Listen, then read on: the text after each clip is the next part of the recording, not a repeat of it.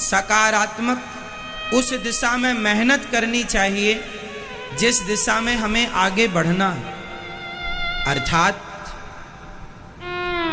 जीवन में आज जितने लोग सफल हैं, चाहे टाटा, बिड़ला, अडानी, अंबानी, बिल गेट्स इत्यादि, जिनका भी आप नाम जानते हैं, इन लोगों ने बिना मेहनत किए सक्सेस प्राप्त कर ली हो।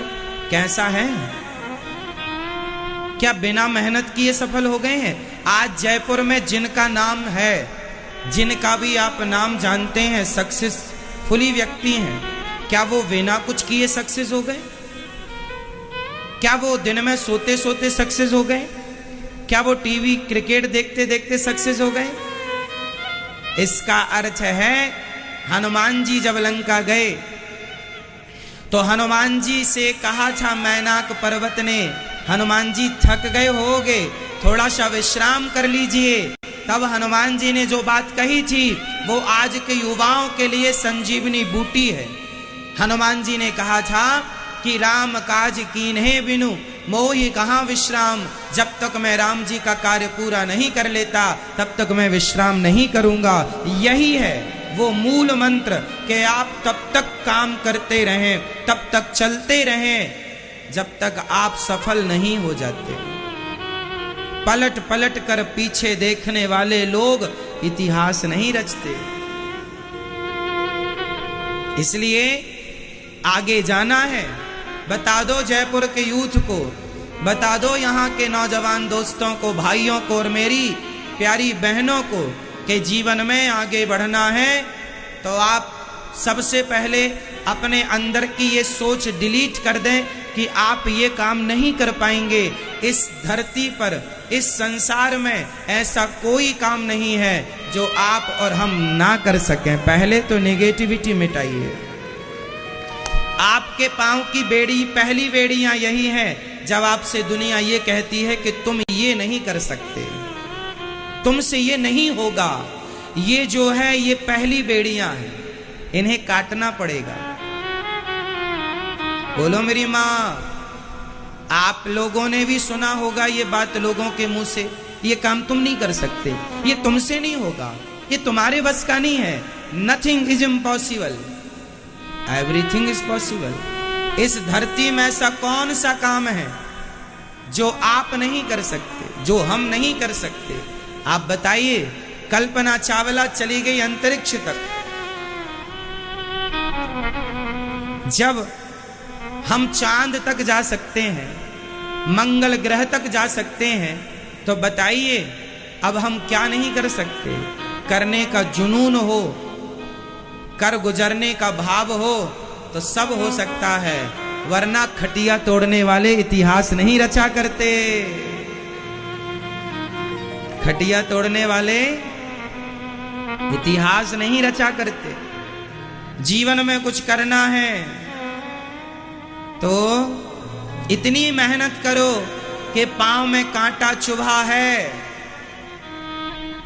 तो उस चुभन को कह दो, उस दर्द को कह दो कि अभी इस दर्द में ठहरने का समय नहीं है। जब आप अपने शरीर के दर्द को ये कहने लग जाएंगे कि दर्द अभी कुछ दिन और रुक जा, अभी तुझे समय देने के लिए मेरे पास वक्त नहीं है, तो दर्द भी अपने आप हाथ जोड़ लेगा, भैया मैं आके करूं क्या, ये तो देखते ही नहीं।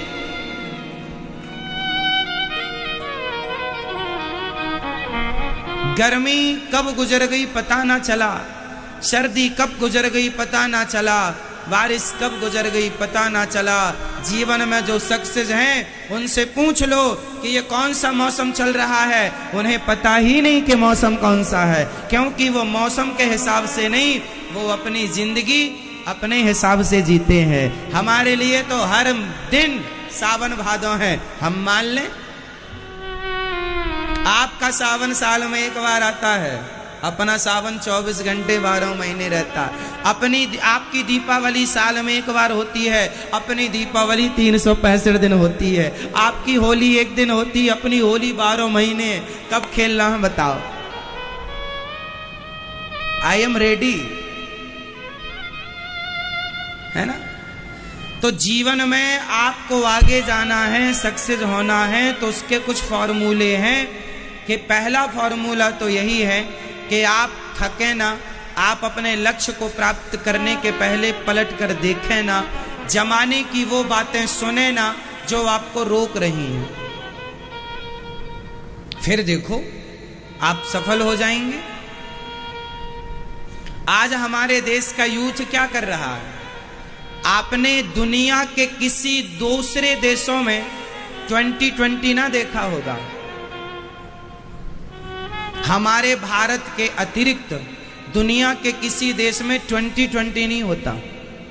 क्रिकेट मैच होता है? नहीं होता। क्यों नहीं होता? और होता भी होगा तो वहां लोग बेवकूफ होंगे, इसलिए होता होगा। आज मैं आपसे एक छोटा सा सवाल करूंगा, बताइए हमारे देश में सबसे ज्यादा क्रिकेट कौन देखता है? नौजवान लोग, हाँ या ना? हमारे देश में सबसे ज्यादा क्रिकेट कौन देखता है? नौजवान बच्चे। अब मुझे आप एक प्रश्न का उत्तर दो कि ये बच्चों का समय क्रिकेट देखने का है या अपने आप को सफल बनाने का है? बोलो। जो वक्त आपको सफल बनाने के लिए आपको अपने आप को देना चाहिए था, जो समय आपको अपने आप में खर्च करना चाहिए था, जिस समय से आप आगे जा सकते थे, आप वही 6-6 घंटे रोज के बिगाड़ रहे हैं। क्या पालोगे? क्रिकेट खेलकर, क्रिकेट देखकर क्या पालोगे? 6 घंटे बिगाड़ोगे। जानते हो 6 घंटे की कीमत क्या होती है? 6 घंटे की कीमत क्या होती है? एक बार बिल गेट्स जा रहे थे तो बिल गेट्स के पॉकेट से $50,000 गिर गए। बिल्कुल सत्य घटना कह रहा हूं, जो मैंने उनके इंटरव्यू में सुनी, लोगों के द्वारा भी कही गई ये बात थी। एक बार बिल गेट्स जा रहे थे तो उनके पॉकेट से कुछ निकाला होगा तो $50,000 जमीन पे गिर गए और रबर नहीं लगी थी तो वो $50,000 बिखर गए और हवा चली हल्की सी तो $50,000 रुपए उड़ गए, आसपास ही उड़े, बहुत दूर नहीं। तो बिल गेट्स ने वो बिखरे हुए पैसे छोड़कर वो जाने लगा आगे। तो लोगों ने कहा, सर आपके $50,000 गिर गए हैं, उठा तो लीजिए। बिल गेट्स ने कहा, जितना समय मैं इन्हें उठाने में लगाऊंगा उतने समय में $1,00,000 कमा लूंगा। इसका अर्थ क्या है? इसका अर्थ ये नहीं कि आप पैसों की कदर ना करें, आप इसे नेगेटिव ना लीजिएगा। इस कथा को पॉजिटिविटी से समझिएगा कि बिल गेट्स का कहना यह था कि $50,000 रुपए उठाने में जितना समय लगेगा उतने समय में मैं $1,00,000 कमा लूंगा। मतलब वो आदमी इसलिए सक्सेस हुआ क्योंकि वो समय की वैल्यू जानता है कि समय क्या होता है। क्योंकि वो किसकी कदर करता है? एक आदमी है पैसे की कदर करता है, एक आदमी है समय की कदर करता है। बताओ जीवन में सक्सेस कौन हो सकता है? पैसे की कदर करने वाला या समय की कदर करने वाला?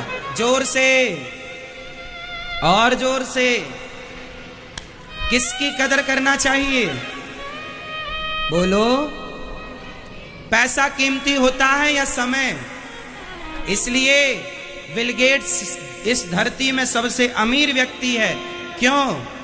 क्योंकि उस व्यक्ति ने पैसे से ज्यादा समय को समझा है। जो व्यक्ति धन से ज्यादा समय की कीमत करेगा, समय को समझेगा, समय की इज्जत करेगा, समय के महत्व को समझेगा, वही जीवन में कुछ कर सकता है। वरना 6-6 घंटे क्रिकेट देखने वाले सिर्फ खटिया तोड़ सकते हैं, ये इतिहास नहीं रच सकते। अब आपको ये देखना है कि आपको खटिया तोड़ू बनना है या कुछ कर गुजरना है, कर दिखाना है। और कर दिखाने के लिए ये बहाने नहीं चलेंगे। आज हमारी तबीयत खराब है, आज काम नहीं करेंगे। अरे ये क्या बात होती है? ये मूर्खों के बहाने होते हैं। तबीयत खराब है, काम नहीं करेंगे। अरे ये दास अनिरुद्ध को 102 डिग्री 4 डिग्री भी बुखार होती है तो भी मैं वही काम करता हूं जो नित्य करता हूं। कथा सुना। जो काम मैं रोज करता हूँ, स्वास्थ्य अच्छा होने पर, स्वास्थ्य बिगड़ने पर भी वो काम करता हूँ मैं एक दिन का बहाना नहीं करता कि मेरी तबीयत बिगड़ गई। कितनी बार मैंने वो पूरे काम किए हैं, बुखार होने पर भी, सिर में दर्द है, बोला नहीं जा रहा। एक बार तो मेरा इतनी स्वास्थ्य बिगड़ गया था, मुंह से एक शब्द नहीं निकल रहा था, बोलने की हिम्मत नहीं थी, बैठा नहीं जा रहा था, पर ठाकुर जी ने शक्ति दी और कार्य किया। मैंने आज तक अपने कामों में ये बहाना नहीं बनाया आज मेरी तबीयत खराब है। ना जी, तबीयत खराब है तो तबीयत को बोलता हूं बाद में खराब हो जाना, अभी मेरा काम खराब मत कर, चल जा बाद में आना, अभी काम करने दे, बाद में फिर देखेंगे तुझे। ये बहाने नहीं कि आज मेरा सिर दर्द है, ये दर्द है। जीवन में आगे बढ़ना है तो सिर्फ राम काज कीन्हे बिनु मोहि कहा विश्राम। आप लोग देखते हैं क्रिकेट, इसलिए इतिहास नहीं रच पा रहे हो और ना रच पाओगे। यदि यही तुम्हारे लक्षण रहे तो, यही आदतें रही तो ना कर पाए हो ना कर पाओगे। लिख लेना स्टाम्प पर, साइन हम कर देंगे।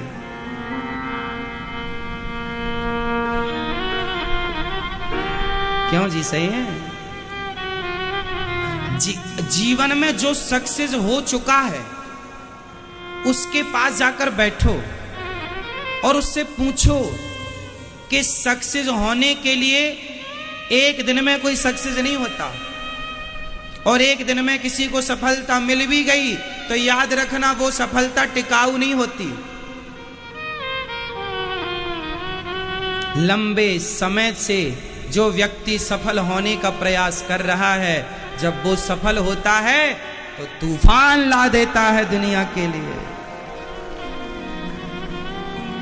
इसलिए अपनी तैयारियां अभी से शुरू कर दो अपने सफल होने की।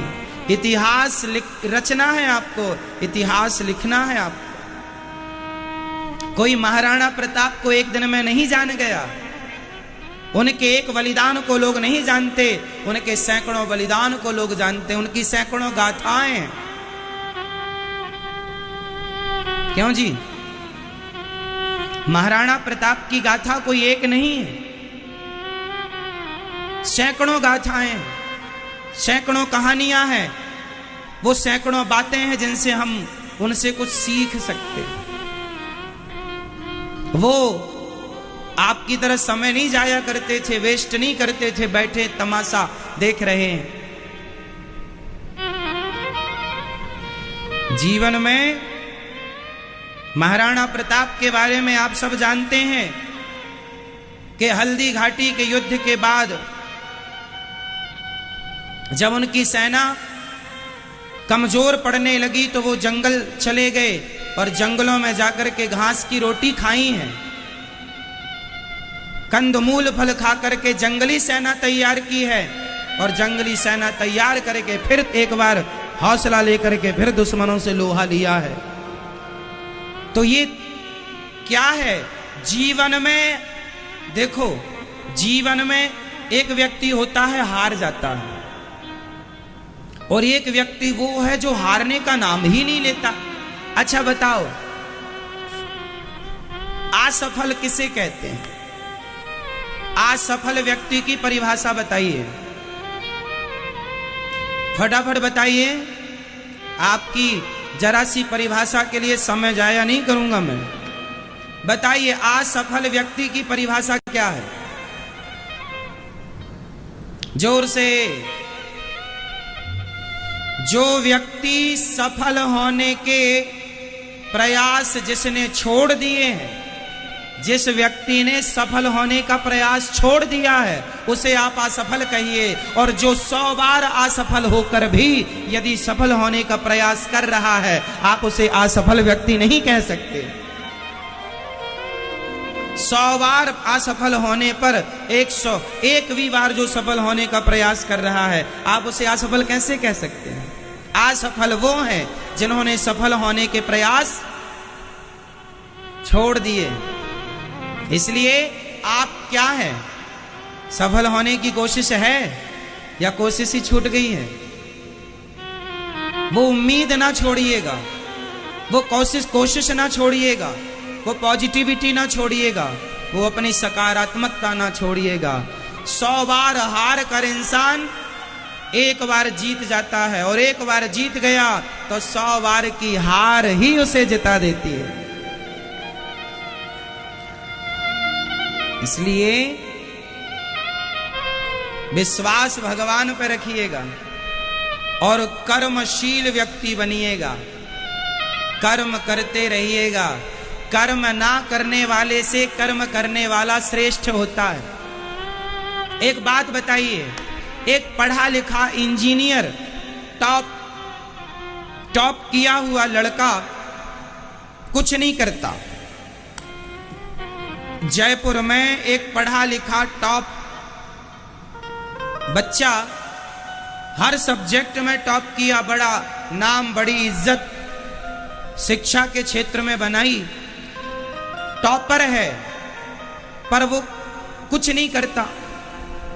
और इसी जयपुर में एक वो आदमी है जो कम पढ़ा लिखा है, पर वो सोचता है कि मैं खाली ना बैठूं, कुछ करूं, तो वो कुछ करता है। छोटा सा बिजनेस ही स्टार्ट कर लिया उसने, कुछ भी XYZ कुछ भी कर लिया। तो एक कम पढ़ा लिखा है पर कुछ कर रहा है, और एक ज्यादा पढ़ा लिखा है पर कुछ कर नहीं रहा है। तो बताइए, कर्म ना करने वाले से कर्म करने वाला श्रेष्ठ है या नहीं? बताओ। कई लोग तो इसलिए काम नहीं करते, अरे मैं तो ज्यादा पढ़ा लिखा हूं, मैं ये नौकरी क्यों करूं। अरे जब आप ज्यादा ही पढ़े लिखे हैं तो नौकरी ही क्यों करना, नौकरी लेना ही क्यों? आप तो पढ़े लिखे हैं, नौकरियां देने वाले बन जाओ ना। नौकरियां लेने वाले में उनको रहने दो जो कम पढ़े लिखे हैं।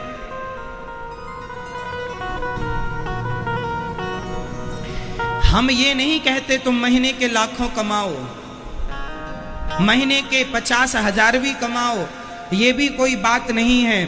पर मैं ये कहूंगा कि कुछ ना कमाने से अच्छा है कुछ कमाओ, कुछ ना करने से अच्छा है कुछ करो।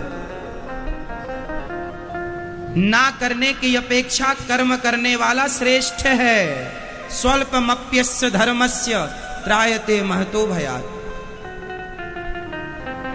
कुछ ना करने की अपेक्षा कुछ करना श्रेष्ठ है। इसलिए ये कथा आज की अपने बच्चों को जरूर सुनवाइएगा, ताकि इस कथा से प्रेरित होकर बच्चे भी कुछ करें। और जीवन में सक्सेस वही है, सफल वही है जो सफल होकर भी अन्य सफलताओं का प्रयास करता रहता है। ये नहीं कि सक्सेसफुल हो गए, हम सफल हो गए, अब छोड़ दो, अब कुछ नहीं ना। आप प्लस हैं, माइनस होना स्टार्ट हो जाएंगे यदि आपने छोड़ दिया प्रयास। तो सफल, देखो, सक्सेस हो जाना बड़ी बात नहीं है, सफल हो जाना बड़ी बात नहीं है, उस सफलता को बनाए रखना, उस सफलता को मेंटेन करना, ये बड़ी बात है। सफल हो जाना बड़ी बात नहीं है। सफल बहुत लोग हो गए पर वो सफलता को मेंटेन ना कर पाए, वो सफलता को मेंटेन ना कर पाए, इसलिए प्लस थे माइनस हो गए। तो सक्सेस हो जाना बड़ी बात नहीं है, बनाए रखो उस स्थिति को।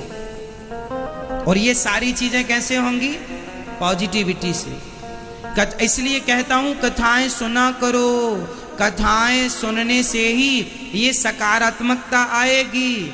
हमारे राम जी कितने पॉजिटिव हैं। रावण ले गया माता सीता को, चलो मैं राम जी की पॉजिटिविटी समझाता हूं। रावण ले गया सीता को। अब राम जी के पास ना खुद की सेना थी, ना खुद का रथ था, ना खुद का कोई मंत्री संतरी, कुछ भी नहीं। लेकिन फिर भी राम जी ने हिम्मत नहीं हारी और राम जी चलते गए, जंगल की बंदर भालुओं की सेना तैयार करते गए। किसको जोड़ते गए? जबकि राम जी एक आवाज लगा देते तो अयोध्या की सेना आ जाती। ससुराल पक्ष की सेना आ जाती, जनकपुर की सेना। जनकपुर की सेना से, जनकपुर के राजा से रावण डरता था। जनक जी से रावण डरता था, दशरथ जी से रावण डरता था। यहाँ की सेना इतनी पावरफुल थी कि रावण डरता था। रावण पंगा नहीं लेता था इन लोगों से, ना जनकपुर से ना तो अयोध्या से। राम जी तुरंत चाहते तो बुला लेते सेना, अयोध्या की सेना आ जाती, जनकपुर की सेना आ जाती, रावण से युद्ध हो जाता। लेकिन नहीं, राम जी ने ना ससुराल को परेशान किया ना अयोध्या को परेशान किया। राम जी की लीडरशिप क्या है जरा देखिएगा। लीडर कैसा होना चाहिए? लीडर वही है जो हार ना माने, जिसके पास कोई पावर ना था फिर भी उन्होंने जंगल की सेना इकट्ठी की, बंदर भालुओं की सेना तैयार की और इन बंदर भालुओं के बल पर रावण जैसे दिग्गज को धूली चटा दी। ये राम जी का देखो नेतृत्व था। राम जी का नेतृत्व कैसा है, कैसे लीडर है राम जी। राम जी के लीडर ऐसे हैं, राम जी की पॉजिटिविटी देखिए कि वो बंदर भालुओं के बल पर खड़े हैं। और बंदर भालुओं को क्या सिखाते हैं? जब कुंभकर्ण आया और कुंभकर्ण ने अपने पांव के नीचे एक पांव रखता तो 100-200 बंदर भालू मर जाते। उसका वो इतना विशाल था ना कुंभकर्ण कि पांव रखता तो 100-200 तो एक पांव से, दूसरा पांव रखता तो 100-200 तब मर जाते। अब सारे बंदर भालू डर गए, दौड़े दौड़े राम जी के पास आए। प्रभु प्रभु बड़ा आया है वो कुंभकर्ण, वो बहुत मार रहा है, हमारी सेना खत्म कर देगा। राम जी बोले चिंता ना करो। राम जी ने कहा कि हम हैं। अब देखो सामने इतना बड़ा योद्धा खड़ा है जिसके पांव रखने से 100-200 लोग मर रहे हैं, लेकिन उस समय भी राम जी पॉजिटिव हैं। अपनी सेना को क्या दे रहे हैं? पॉजिटिविटी। ना हिम्मत ना हारो, डरो मत, हौसला रखो, चलो हम चलते हैं। राम जी गए, कुंभकर्ण से युद्ध किया, कुंभकर्ण मारा गया। जब लीडर सक्सेस होता है तो उसकी फौज, उसकी सेना, उसका कॉन्फिडेंस डबल हो जाता है। हम बढ़िया आदमी के साथ हैं, हमारा नेतृत्व करने वाला व्यक्ति बढ़िया संभाल लेता है मोर्चे को। राम जी के पास एक चुनौती और थी। रावण तक, अच्छा रावण रहता था लंका में अर्थात समुद्र के उस पार। अब उस पार तक राम जी तो चले जाएंगे, राम जी तो भगवान है। हनुमान जी चले जाएंगे, वो तो छलांग मार के चले गए, पर ये बंदर कैसे जाएंगे? तो बंदरों के लिए क्या करें? सेतु तैयार करें। सेतु कैसे बनाएं? कहां से आर्किटेक्ट ले आए, कहां से इंजीनियर पकड़ के लाएं, कहां से व्यवस्था करें, कंक्रीट कहां से लाएं, सरिया कहां से लाएं, क्या क्या करें, कौन माथा फोड़ी करे, कौन माथा पच्ची करे, क्या करें? अब तो राम जी ने प्रार्थना की, समुद्र मान जाओ, रास्ता दे दो ईमानदारी से। जब नहीं माने, क्रोध में आकर अग्निबाण निकाल लिया, सुखा देंगे सारा समुद्र। चरणों में गिर पड़े, कहा सेतु का निर्माण। नल नील बड़े बुद्धिमान थे। पत्थर पर एक पे रा लिखा, दूसरे पे मां लिखा, पत्थर जुड़ते गए और सेतु तैयार हो गया। राम जी के जीवन में जितनी बड़ी चुनौतियां थी, हमारे जीवन में इतनी बड़ी चुनौतियां कभी हो ही नहीं सकती। और राम जी ने हर चुनौती से लड़ना सीखा है। इस संसार में एक भी आदमी ऐसा नहीं है जिसके जीवन में संकट ना आते हो या ना आया हो। कोई संकट आने पर परेशान हो जाता है, कोई हार जाता है, तो कोई संकट आने पर और मजबूत होकर उस संकट से लड़ करके संकट को पराजित कर देता है। हाँ, मुसीबतें तो आएंगी।